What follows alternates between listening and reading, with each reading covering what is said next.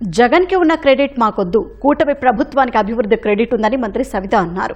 శ్రీ సత్యసాయి జిల్లా గోరంటలో అభివృద్ధి కార్యక్రమాల్లో ఆమె పాల్గొన్నారు. కస్తూరి రంగనాథ్ ఆలయంలో చేపట్టనున్న అభివృద్ధి పనులను ఆమె ప్రారంభించారు.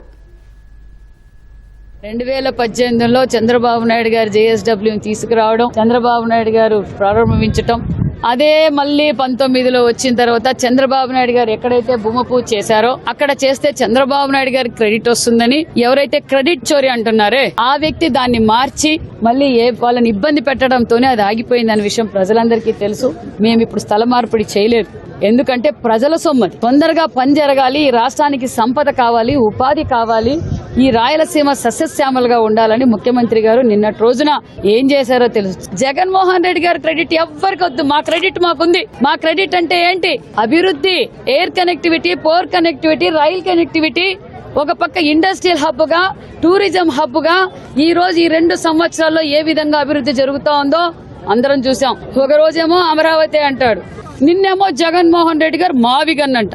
ప్రజలు క్లారిటీ ఇచ్చేశారు, అమరావతి రాజధాని.